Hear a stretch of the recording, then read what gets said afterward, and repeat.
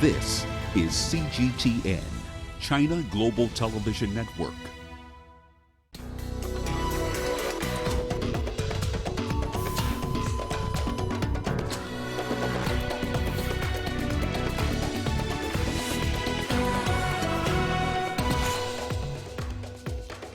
Tunisian speaker takes over after president dies. Security officials among those arrested in connection with Wednesday's bomb attack in Mogadishu. Boris Johnson makes first speech to UK Parliament as Prime Minister. Hello and welcome to Africa Live. As always, great to have you with us. I'm Richard Searle live in Nairobi. And for those of you joining us from across the continent and around the globe, we thank you for joining us tonight. I'm alongside my colleague, Ramah Nyang, who has our business headlines. Ramah. That's right, Richard. Here's what's coming up in the course of the hour. Ratings agency Moody's is raising concerns about South Africa's planned $4.3 billion bailout for Eskom. And the Federal Trade Commission has imposed a $5 billion fine against Facebook over privacy violations. But is it just a slap on the wrist? We'll have the details on those stories and lots more coming your way in the course of the hour. For now, though, let's start with the latest in current affairs with Richard. Well, thank you so much, Ramah. We start in Tunisia, where the first freely elected president, Beji Said Essebsi, passed away on Thursday around 10:25 a.m., aged 92, at the Tunis Military Hospital. After the revolution of January 14, 2011, he headed the transitional government until the parliamentary elections in October 23, 2011. In June 2012, he quickly founded his own party, Nida Tunis Movement, which won 86 seats in the House of the People's Representatives in the legislative elections of October 26, 2014. Following the death of Tunisian President Beji Essebsi, Speaker of the House of the People's Representatives, Mohamed al-Nasser has taken over as acting President of the Republic. We've agreed upon applying Article 84 of the Constitution because of the permanent vacancy of the position of President of the Republic. The Constitution stipulates that an acting president is sworn in to rule temporarily for a minimum period of 45 days and a maximum of 90 days. In the meantime, First Deputy Speaker of Parliament Abdel Fattah Mourou and Vice President of Al-Nahda Islamic Movement will run the parliament. Tunisia has legal and constitutional arsenal, as well as stable state institutions. All stakeholders will respect the democratic transition process. Therefore, we are confident that all legal procedures will be respected during the ongoing transition of power. Prime Minister Youssef Al-Shahed called for national unity in service of Tunisia's supreme interest, as well as respect of the provisions of the Constitution and cohesion around the constitutional authorities. In the absence of the Constitutional Court, the President of the Provisional Constitutional Review Authority will be called and the President of the Court of Cassation will be consulted. The government and the Parliament and the acting President is now in charge of the stability in the country. The country's premier decided 7 days of national mourning with flags at half-mast in the public buildings. He further decided to cancel all the artistic and cultural events in the country. President Beji Essebsi passed away on the 62nd Republic Day, which marks the anniversary of the independence of Tunisia. People here say Essebsi will be remembered as the man who safeguarded democracy and defended the democratic transition following the 2011 popular uprising. Adnan Shawashi, CGTN, Tunis. And here's a quick look at some of the reactions on social media. Many across social media are expressing their condolences on the death of Tunisian President Beji Essebsi. Jihen Jouini in Tunisia commends the smooth transition of power following the announcement of Essebsi's death. She reminds us that Tunisia was the only democracy to emerge from the revolutions of the Arab Spring. In the United States, a public policy consultant on Tunisia says how the sad news of the president's passing coincides with Tunisia's Republic Day. Another remains hopeful on this anniversary of the abolition of the monarchy, despite the fact that the country has lost its first democratically elected president. Andrew Miller comments on how Essebsi's death comes at a critical juncture for Tunisia, with elections scheduled for later this year. The 92-year-old president had previously announced that he would not stand in the November elections. Meanwhile, the death of President Essebsi has sparked debate online over the length of time that African leaders remain in power. Daniela Pearson, CGTN. Beji Said Essebsi was Tunisia's first democratically elected president. CGTN's Noah Wakugu tells us more about that. Beji Said Essebsi was a long-serving Speaker of Parliament under Ben Ali's rule before becoming president in 2014. Born in 1926, his political career spanned over 60 years. Essebsi served in various posts, including Foreign Minister under Habib Bourguiba, Tunisia's first post-independence leader, and as head of parliament under Ben Ali. He is credited for steering Tunisia through a democratic transition after an uprising that set in motion the Arab Spring in 2011. His critics, though, viewed him as a symbol of the old autocratic establishment. A truth commission appointed to investigate and bring to light the human rights violation of Tunisia's authoritarian regimes accused Essebsi of committing crimes while serving under Bourguiba's government. Essebsi repeatedly dismissed the Truth Commission. In April 2019, he announced that he would not seek a second term in office. And later, on 27 June 2019, he was hospitalized at the military hospital in Tunisia under critical condition due to a severe medical crisis. Essebsi was the third oldest current world leader after Britain's Queen Elizabeth II and Tan Mahathir Mohamad of Malaysia. Noel Makugu, CGTN.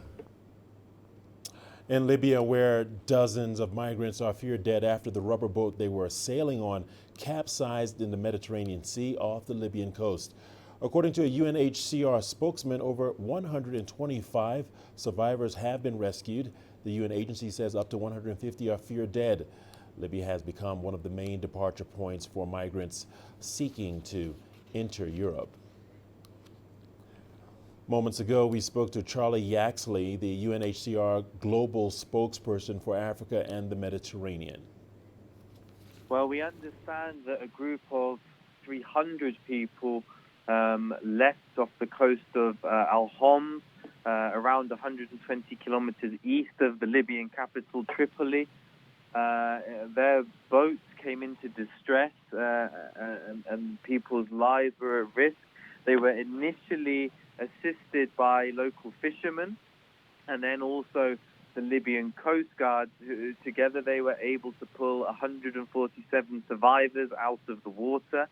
They have now been returned back to Libya, and UNHCR, the UN Refugee Agency, is providing them with food, water, and medical assistance and other humanitarian care.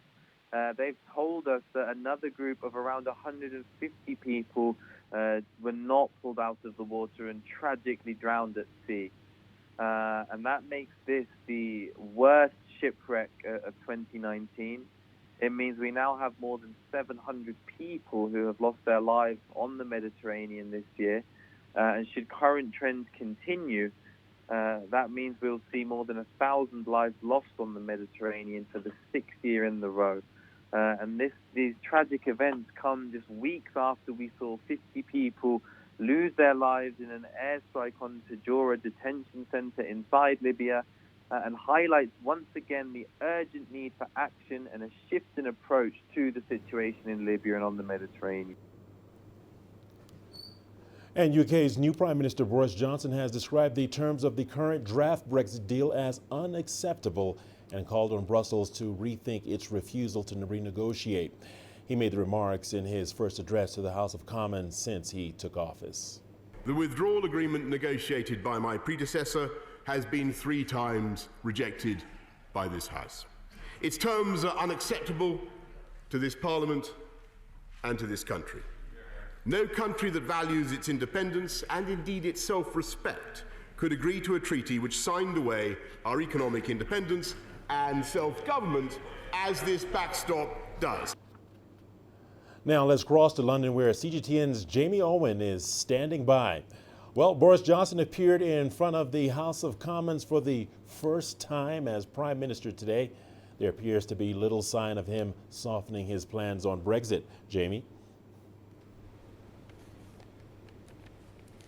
I don't think he had any choice, really. I mean, the reality is Boris's supporters, the people who voted for Boris, didn't vote for Boris to have him go soft on Brexit. What you got today in that performance was 8-cylinder Brexit from Boris, which is exactly why those people behind him on those benches voted for him. It was a barnstorming performance, but there was absolutely no compromising on the message whatsoever. Very little room for manoeuvre, and anyone who thought that you'd see a softer edge to Boris's Brexit plans was sorely disappointed. I think it's fair to say you have to remember that the reason that Boris Johnson is standing in that place as Prime Minister is that his predecessor, Theresa May, in the view of her critics, was simply not hard enough on pressing for Brexit. So, in answer to your question, quite simply, you got full-on Brexit from Boris, and I think anyone expecting anything else was sorely disappointed. I think the other thing to talk about today was that performance. I mean, many of us thought maybe this will be a toned-down Boris. This will be prime ministerial Boris. It'll be a calmer Boris. The reality is what we got was campaigning Boris, almost as if he hadn't realised that he had been successful in winning the Conservative leadership campaign. We almost got Boris in general election mode. That's thunder and lightning, by the way, which has a political equivalent going on in the building over the road. The other thing to tell you about that's been going on today is the cabinet reshuffle and the huge reaction here. Westminster has been absolutely shocked by the brutality of Boris Johnson's cabinet reshuffle. The previous time this was done in such magnitude, it was described as Night of the Long Knives, when many cabinet ministers were got rid of in one night. They're renaming Boris here Boris the Butcher.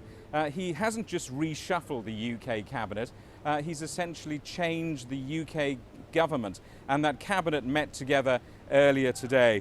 One other thing to brief you about, Boris Johnson has now spoken, we understand, to Jean-Claude Juncker in the EU. I mean, this is the start of this diplomacy between Britain and the EU as they approach once again an attempt for Britain to divorce the European Union. The conversation was cordial, we understand. It was pretty obvious. Jean-Claude Juncker said in no uncertain terms there is no room for manoeuvre, certainly on the EU's part. Boris Johnson made it equally clear that Brexit means Brexit. They've agreed to exchange mobile phone numbers and will fondly keep in touch over the summer months. All right, Jamie, well, in the aftermath of all that has happened, what do you see? How do you see things from your perspective turning out in the days and weeks to come? Jamie.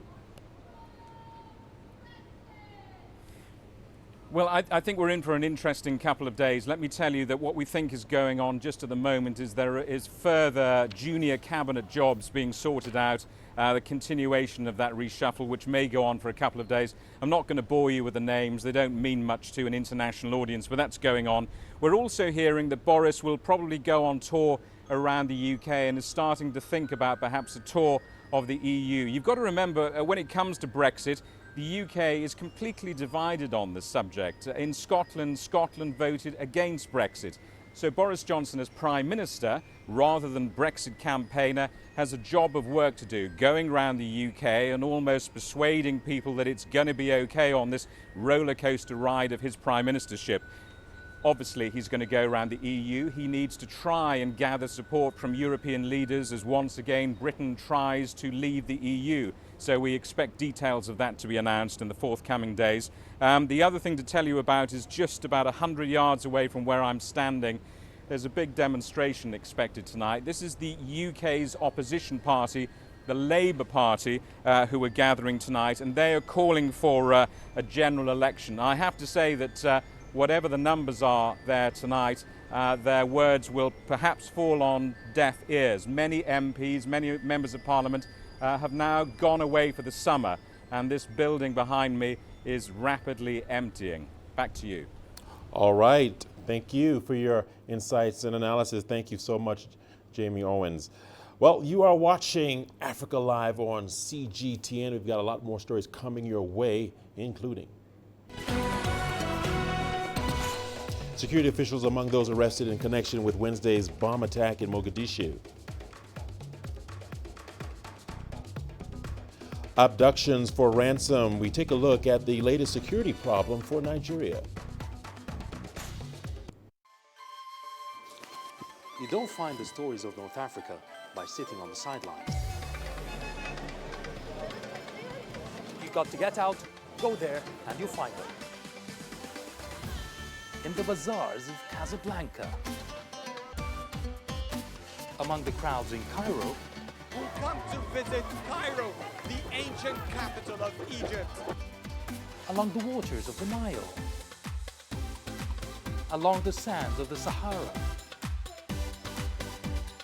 No one else will take you where we can in North Africa. No one else will show you what it's all about. CGTN, see the difference.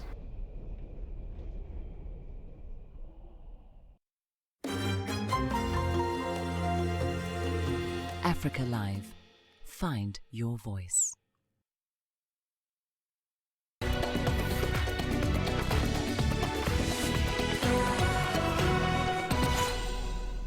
Welcome back. Let's revisit our top story on Tunisia, where the first democratically elected president, Beji Said Essebsi, passed away on Thursday after suffering an undisclosed illness. He was admitted to hospital on Wednesday. So what next for Tunisia? I'm joined live from Cairo by Dr. Zaid Akel, who is a researcher and a political analyst at the Aram Center for Security and Strategic Studies in Egypt. Thank you, sir. Thank you for taking time out to join us here on Africa Live. How would you define Essebsi's legacy?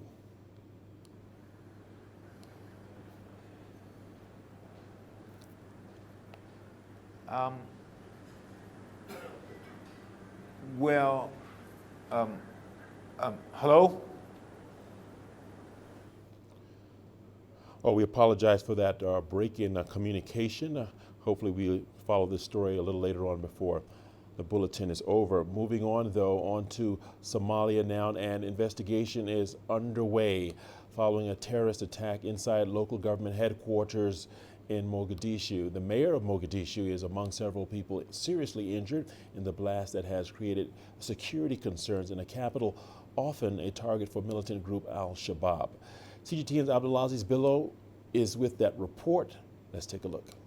A suspected Al-Shabaab suicide bomber is believed to have detonated explosives at a security gathering chaired by the mayor of Mogadishu at this heavily guarded municipal hall.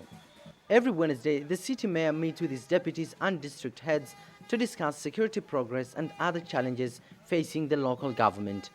The Al-Qaeda-linked group Al-Shabaab quickly took credit for the blast. The terrorist group says it was targeting the newly appointed UN envoy James Swan, an American national who had met with the mayor prior to the attack.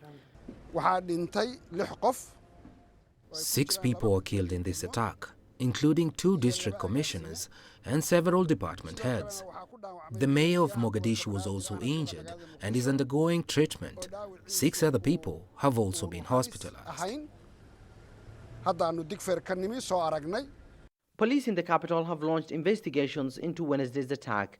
Reports indicate that a female suicide bomber carried out the attack. If confirmed, this will be the 4th time the group has used a female bomber since it began its armed insurgency against the Somali government over a decade ago. Terrorist group's main objective is to spill blood, cause havoc, and inflict fear among society. The government is ready to make every sacrifice to achieve success in battling insurgent groups. This attack was well coordinated and affected us all, but rest assured, we have launched a full-scale investigation.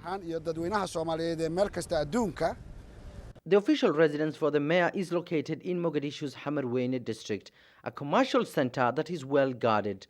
The latest attack has caused fresh concerns as to how the group managed to smuggle explosives into the compound. On Monday, a suicide bomber set off a car bomb at this security checkpoint that leads to the country's international airport. The blast killed 17 people, among them soldiers and civilians. July has been a terrible month for many people here in Somalia. Earlier this month, militant group Al-Shabaab launched a deadly attack in the port town of Kismayo that killed 26 people. The first deadly attack to rock the city since militant group Al-Shabaab was dislodged from Kismayo 7 years ago. Meanwhile, back in the capital, police have beefed up security. Sources say that a number of people, including security officials, have been arrested in connection with the attacks against the city mayor. Abdulaziz Bilo, CGTN, Mogadishu, Somalia.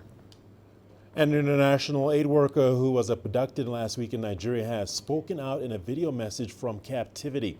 She is one of 6 employees of the Action Against Hunger organization kidnapped by the Boko Haram terror group in Nigeria's Borno State. Correspondent Philly Haza reports from Abuja.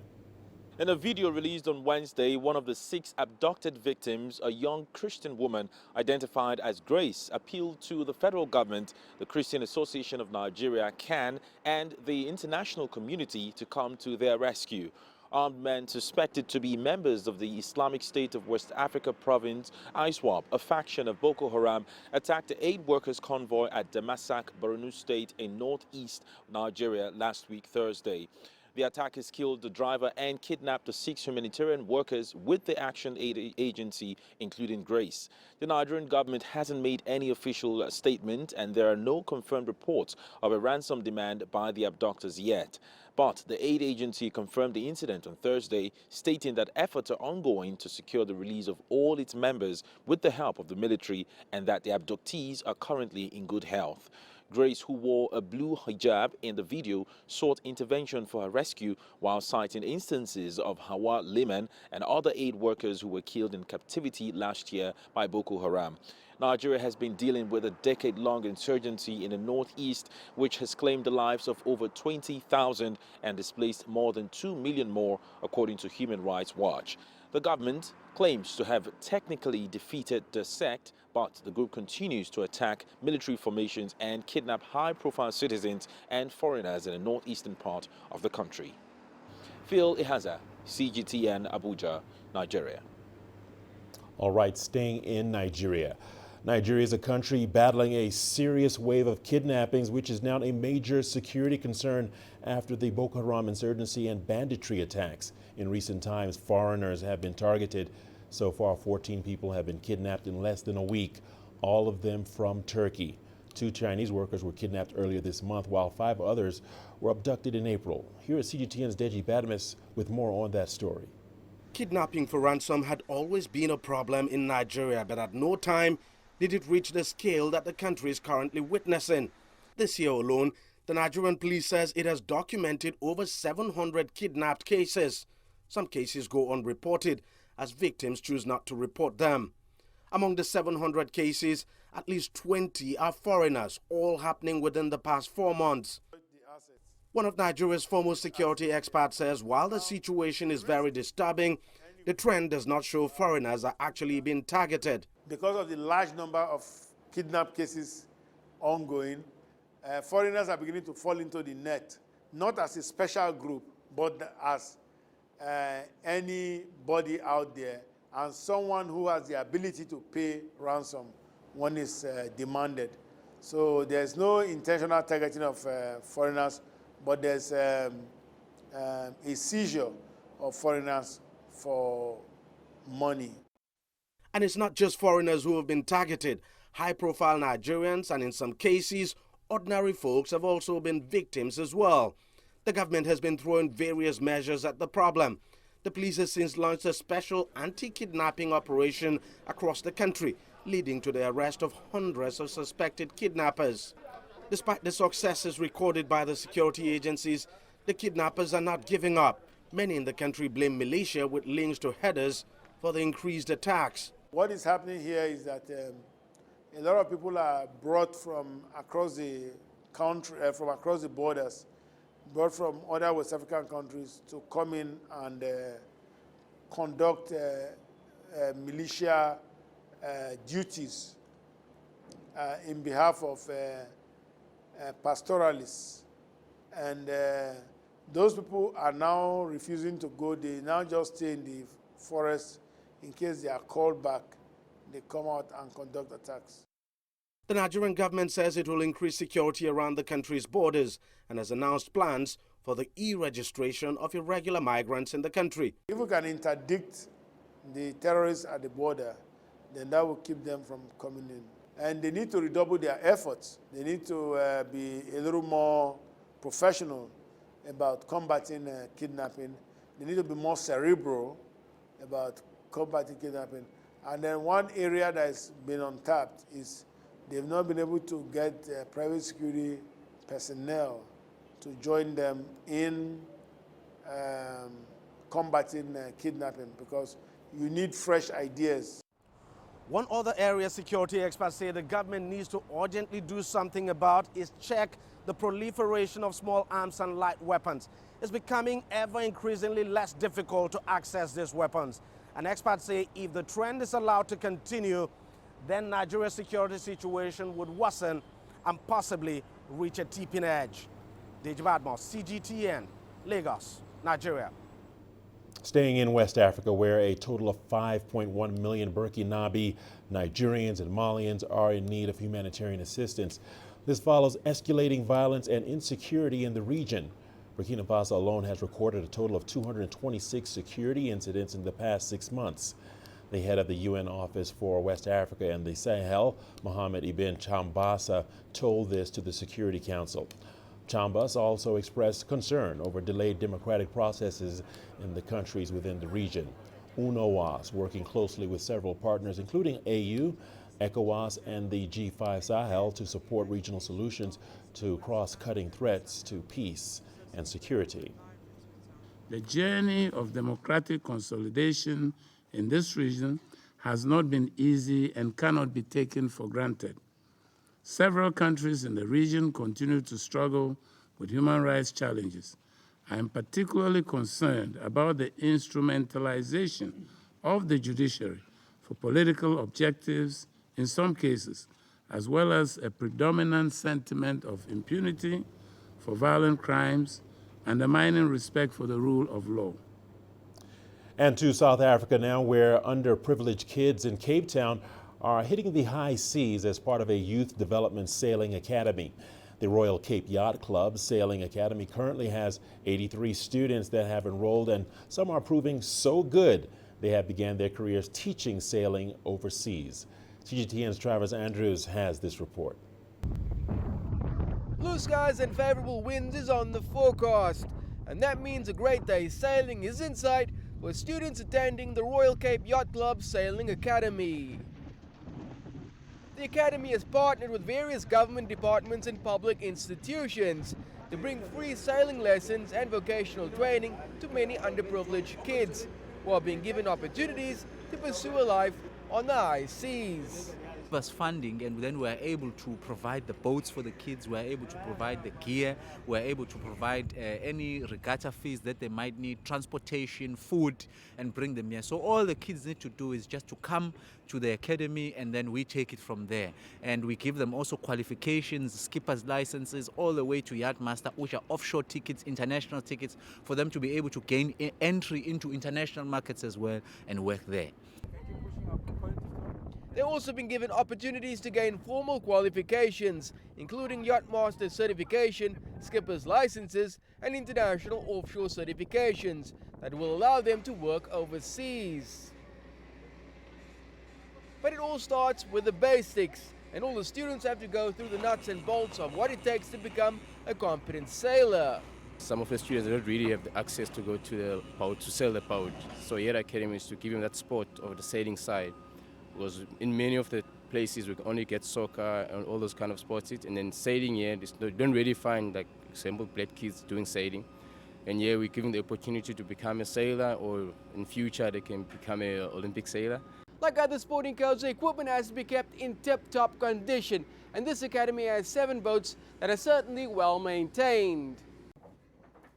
That's because students such as Azila Akhosi have the important task of maintaining a safe vessel as part of their training, and for her the sea provides a great chance at pursuing interesting career options. I want to do like more of nautical studies, like, and then get more involved in racing and sailing. That's what I want to do. All the time I want to be in water. that's when I found out that I like water and I have this passion for water, and I'm actually going to follow this route as a career. And that looks set to be realized. And she, along with the other students, looks set to compete in a number of inshore and offshore sailing competitions to sharpen up their skills, to become proudly homegrown South African mariners. Travis Andrews, CGTN, Cape Town. You're watching Africa Live on CGTN. I'll hand over to my colleague Ramah, who has our business headlines. Ramah. That's right, Richard. Here's what's coming up in business. Moody's is raising concern about South Africa's planned $4.3 billion bailout of Eskom.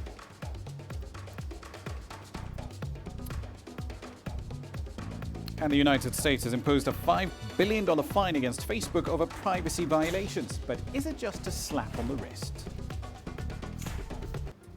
Africa is the nexus of enterprise, and global business will tell you why it matters. From the mega investment projects to multi-billion-dollar mergers and acquisitions. Africa today collects, just in terms of revenues from taxes alone, $545 billion a year. If you take 10% of that and you devote it to the energy sector, problem solved.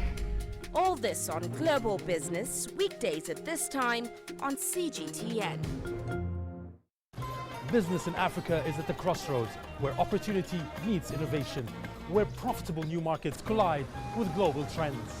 From the sound of an African bell on a stock market's floor, to the shout of the trader in a bustling free market. It's colorful, vibrant, and exotic. CGTN stands at the gateway to Europe, Africa, and the Middle East. From Morocco to South Africa, we talk to the deal makers and actors who fuel its engines of growth. Only on CGTN.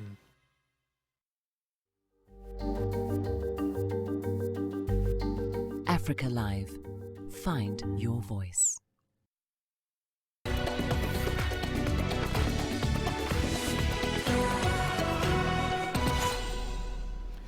Let's start in South Africa, where the ratings agency Moody's says that the planned $4.3 billion bailout for the struggling state-owned utility Eskom is credit negative for the country. Now, Moody's, remember, is the only major credit ratings agency that still has not downgraded South Africa's debt to junk status. Earlier this week, the country's finance ministry announced a second multi-billion-dollar bailout for Eskom within 5 months. The latest requisition adds to the three-year $5 billion bailout unveiled in the budget earlier in the year. Now, according to Moody's, the aid could essentially force the cash-strapped government to increase its borrowing, taxes, or both. Zimbabwe's president is in Namibia on a 3-day state visit. Emmerson Mnangagwa is expected to officially open the dry port of Zimbabwe at Walvis Bay. He is also set to co-chair the 9th session of the Namibia-Zimbabwe Joint Commission, as CGTN's Farai Makutuya now explains. President Emmerson Mnangagwa and his Namibian counterpart Hage Geingob will on Thursday sign 7 agreements covering trade, promotion of small and medium enterprises, as well as cooperation on customs. A dry port at Namibia's Walvis Bay, which is increasingly becoming an important and strategic gateway for imports into landlocked Zimbabwe, will also be commissioned. Namibia becomes the 3rd country after Botswana and South Africa with which Zimbabwe has elevated relations to a joint commission level, a move aimed at boosting economic and trade ties. President Emmerson Mnangagwa's government has been pushing for trade and investment opportunities within the SADC region as it seeks to turn around an economy that has been hamstrung by years of international isolation and sanctions imposed by the West. Farai Makutuya, CGTN, Harare, Zimbabwe. Nigeria's central bank has decided to leave its base policy rate unchanged at 13.5%. According to Governor Godwin Emefiele, the CBN is not in a hurry to bring down the main policy rate. However, that said, the governor says that the central bank will take other measures, including the prescription of minimum loan advances by banks, with a view to boosting growth. Here's CGTN's Deji Badmus with more. The decision to retain the benchmark lending rate did not come as a surprise, and all 11 members of the Monetary Policy Committee voted in favor of it. The CBN governor made it clear the rate would remain unchanged for a long while. Given the recent actions of the bank's management involving the prescription of minimum lending threshold to the deposit money banks, it is safe to assume that this action, targeted at stimulating credit growth to the real sector, would increase credit delivery to the real sector and accelerate investments and economic growth. It also observed that since interest rates were currently trending downwards, it is safer to await the full impact of these policy actions on the economy before a review of the position of monetary policy. Recently, the central bank introduced a number of measures to force commercial banks to lend more to the real sector in order to stimulate the economy. The MPC believes the measures are beginning to yield positive results. The central bank governor says he's determined to ensure the banks comply with the new policy. We will no longer allow a situation where when banks collect deposits from customers, all they do is just bring the money to the central bank or to government to invest in instruments. And after investing in instruments, after 90 days, 180 days, 1 year, they come to central bank, we cut them a check. And they put it as income into their balance sheet. And then they declare billions of naira. I'm a banker myself. The CBN governor also used the opportunity to shed more light on the plan of the government to restrict the importation of milk, which is estimated to be costing the country around $1.5 billion annually in foreign exchange. We are saying that how much we spend importing milk is too high. We need to reduce it. We are saying that by doing backward integration, it helps to limit or reduce the rate of herders and farmers conflict in Nigeria. And we are determined to make milk production in Nigeria a viable economic proposition. And I will say, and I repeat, we are really getting to the end of the road, and the era of restriction of foreign exchange for the importation of milk is really coming and will come very, very soon and sooner than they expected. The MPC also had something to say about the Africa Continental Free Trade Area Agreement, which Nigeria signed up to recently. It called on the government to put measures in place to enable the economy maximize the benefits of the agreement. It particularly called for massive investments in the country's industrial sector so as to enable it improve its capacity to compete under the AFTA. Deji Badmos, CGTN, Lagos, Nigeria. Let's now turn to the ongoing trade friction between the world's top two economies. Senior US trade officials are set to be meeting their Chinese counterparts in Shanghai next week. The latest round of talks comes just weeks after the Chinese President Xi Jinping met his American counterpart Donald Trump on the sidelines of the G20 summit in Japan. CGTN's Sunye has the latest. The talks are on again. On equal footing and with mutual respect, the 12th round of China-US trade talks will take place in Shanghai on July 30th and 31st. And Gao says there will be agricultural purchases, but he adds that it's a market decision. Some Chinese enterprises are looking to import agricultural products from the United States. They have made price inquiries and will sign contracts. The purchases are decided by the enterprises themselves. The new round of trade talks is based on what was agreed on during the two leaders' meeting in Osaka, not directly related to the purchases. Much more will be on the negotiating table next week. The ongoing trade disputes have rattled both countries. The Chinese Commerce Ministry recorded a 20% drop in non-financial direct investment from China to the U.S. in the first half of 2019. We hope the U.S. can act according to the principles of indiscrimination, treat Chinese investors in a just and fair way, and be transparent and proper in its national security inspection procedures. I think we had the expectation coming out of the G20 that negotiations would start again. U.S. Treasury Secretary Steven Mnuchin says he expects more meetings than just the upcoming Shanghai talks for a possible deal to be reached. The Chinese Ministry of Commerce had no promises. While the spokesperson didn't really forecast what the next round of talks will bring, Gao emphasized that it's impossible to imagine the world's two biggest economies to decouple, and that for the benefits of people in both countries, they should not. Sun Ye, CGTN, Beijing. Facebook has posted better than expected second quarter results, and that's despite agreeing to pay a record $5 billion fine to the US government. Now, the company agreed to that fine following years of damaging admissions about its privacy malpractice. Facebook's earnings per share for the period came in at about $1.99 per share. At the same time, total revenues for the quarter, $16.6 billion, and that actually did beat estimates. It was up 28% over the year earlier. Now, Facebook says its daily and monthly active user metrics have also gone up, climbing to 1.59 billion users as of June. However, for a company with a market cap of around $584 billion, Wednesday's fine by the US Federal Trade Commission, the FTC, is seen by some as a slap on the wrist for the company, whose revenues last year were over $55 billion US. One last story for you. Anyone on social media has probably seen people using an app to see what they might look like in 20 years. FaceApp, as the application is called, isn't all fun and games, however.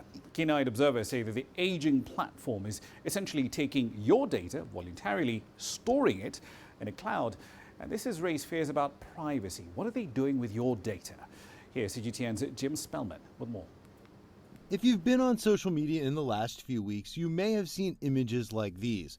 Your friends looking suddenly different after using FaceApp, a free service which uses artificial intelligence to dramatically alter pictures.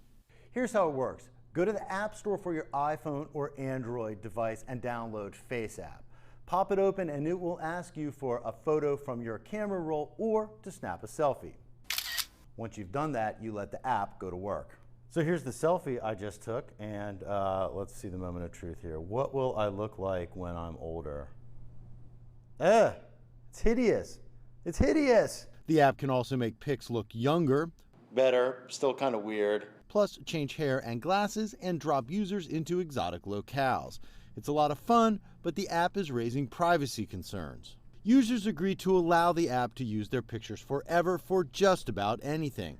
The company may also place so-called device identifiers on phones and track which websites are visited and gather other information.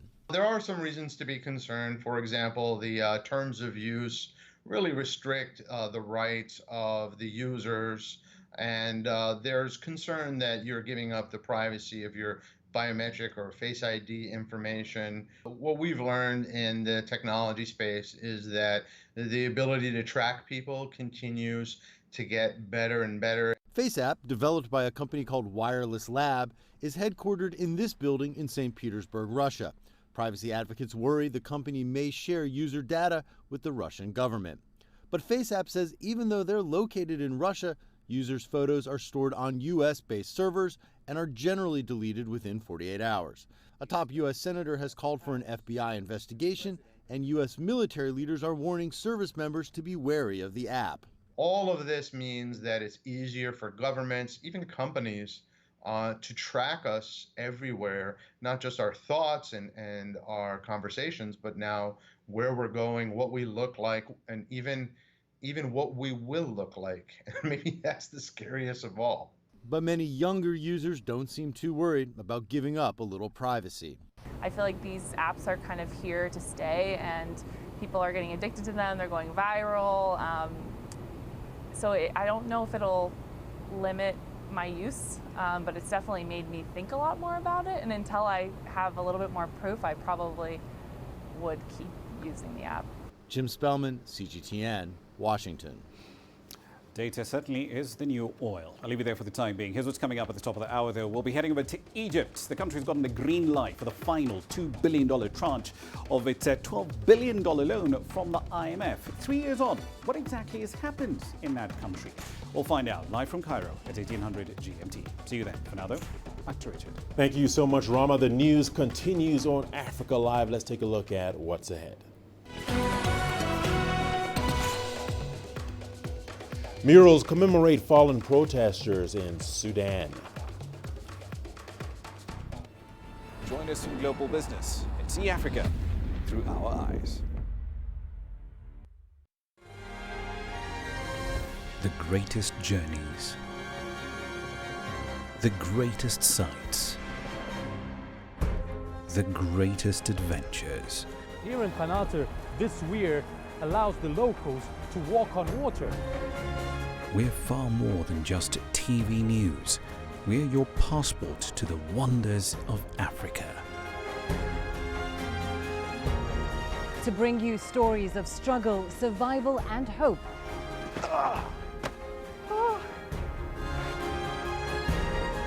So let's explore.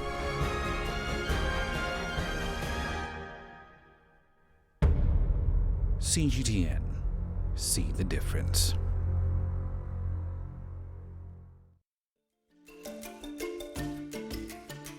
Africa Live.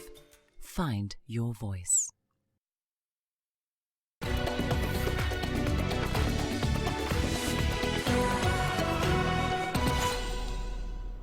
Welcome back. Murals have been springing up on the walls around Sudan's capital, Khartoum. Since the removal of longtime leader Omar al-Bashir in April, walls have been the canvas for artists. They capture the political climate in the country. One artwork in particular commemorates a protester who lost his life during the country's revolution. CGTN's Tuli Shabalala has that story. Sudanese protester Walid Abdel Rahim was shot dead last month in Khartoum, but for his mother, he is still alive because of a colorful mural of his smiling face on a wall of their home. Painting keeps him alive because when I see his portrait and when I see many people coming to visit me, I feel happy and it gives me more strength that he's not dead. Those who died, I see them as my children because many called me the mother of the martyr. That is why I called them my children. The portrait is part of a campaign launched by Sudanese artist Asil Diab to draw murals and graffiti to commemorate demonstrators killed in the months-old protest movement that has rocked the northeast African country. Our idea was to document our martyrs so that when people see those pictures, they can still remember they are alive, and it reminds them that those martyrs did not die in vain, but they died for a reason, and now they need to take the responsibility. We have painted many martyrs, including those who were killed in 2013. These murals are specifically drawn on the walls of protesters' own homes or in their neighborhoods. The idea is to immortalize their legacy. Whenever we are coming out of the house, we see his portrait. It hurts us a lot. Every day when I go out and I see it, I immediately remember him. It also reminds me of the incidences that happened. It's very painful. For years, such artwork remained underground amid censorship during Omar al-Bashir's reign. But artists say everything has changed since his ouster, as dozens of murals have since been flourishing across the walls in Khartoum. Tuli Shabalala, CGTN.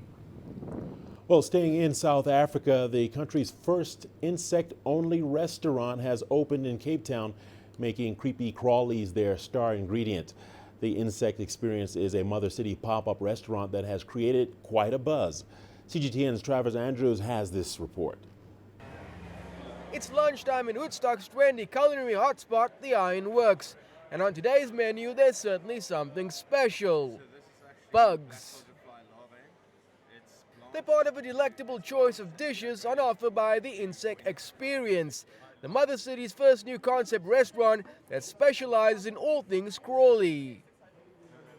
Under the creative talents of Chef Mario Barnard, the pop-up restaurant fuses various aspects of fine dining while still managing to draw on the key flavors of the main ingredients.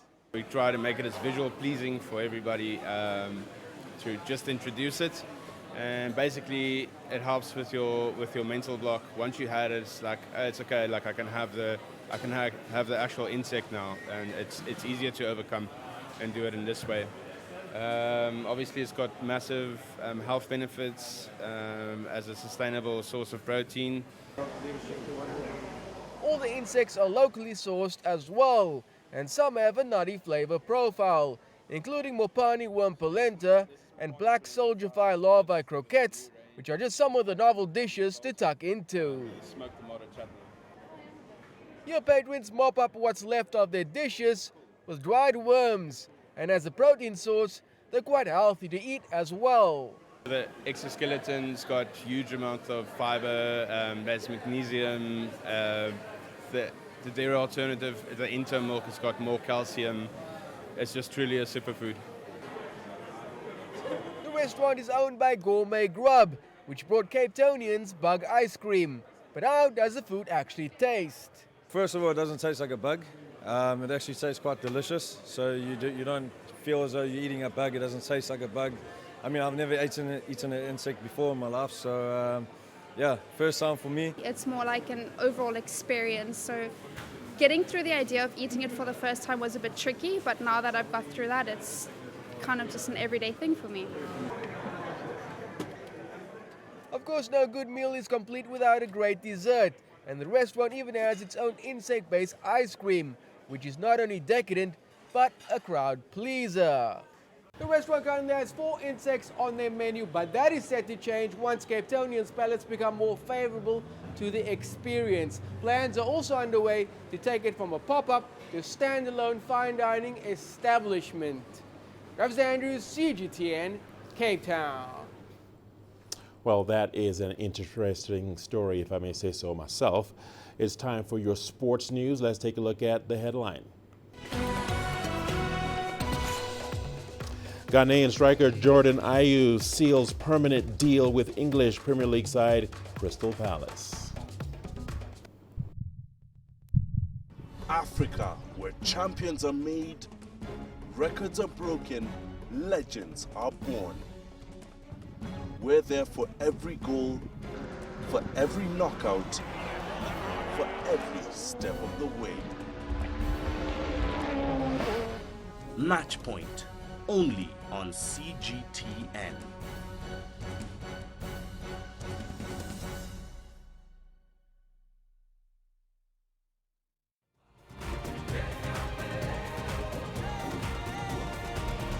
Africa Live. Find your voice.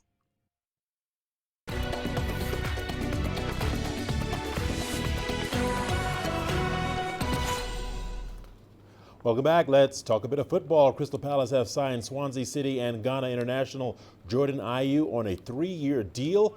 The fee is thought to be around $3.12 million with add-ons for the forward, who netted twice in 25 appearances for Palace last season on loan. The 58-cap international signed for Swansea from Aston Villa in January 2017. He scored 12 goals in 58 appearances for the Swans. And elsewhere in London, Arsenal have confirmed the signing of the Real Madrid midfielder Dani Ceballos on a season-long loan. The Spaniard is the club's second summer signing after the 18-year-old striker Gabriel Martinelli. Ceballos captained Spain's under-21s to European Championship glory in June. He has been given the number 8 shirt vacated by Aaron Ramsey and could make his debut against Lyon in the preseason Emirates Cup on Sunday. Namibia has regained its status as a one-day international cricket nation. It made the T20 World Cup qualifiers in Dubai and increased their contracted players from 6 to 14 in only 6 months. Coach Pierre de Bruyn is the main man behind this success, as CGTN's C.S. Duplessis explains. It's my pleasure to welcome the national head coach of the Namibian cricket team. They've recently secured ODI status and are on the verge of qualifying, hopefully, for the T20 World Cup. Pierre de Bruyn, thanks for your time. Firstly, congratulations on the ODI status, and things are falling into place for you guys. We've got a group of players that have really worked hard for this. They sacrificed a lot. We've only had 6 contracted players. We've got 14 now, and it means a lot. And to know that from a playing point of view that you can now go on the world stage and announce yourself from a Namibian point of view is incredible. It's an incredible story that these players will play for the next 3 years, ODI cricket around the world. In terms of the next step for you guys, obviously you've contracted players, getting sponsorship on board, and then It's an ODI, the World League. Were you off to the US? Yes, so we're busy preparing now for our first tri-series. You've got 9 tri-series over 2.5 years. And those 7 teams in that Division 2, Scotland, Oman, Nepal, Papua New Guinea, USA, us and UAE. So it's a very strong group where you play home, away and neutral. So that makes up the 36 to 40 ODIs. And obviously the big carrot that's being dangled is 2023 World Cup with all the other big boys. Yeah, so the World Cup 2023 is starting in September. So it's a 4-year process where all these ODI games will determine where you're going to end up. And every single game is going to be so important for all the teams. What is the standard like? I mean, your feeder systems and your club setup in Namibia. Give us an insight into that. We're covering a very big area, but we need to introduce cricket better. We need to upskill our coaches a lot more, and we've already started that process. What have you made of South Africa's World Cup campaign so far? Ultimately, it's been very disappointing. If you look at top players in the South African team that can't get past 60, top bowlers averaging 40 with a ball. And in a nutshell, I feel that we were very poorly prepared for this event.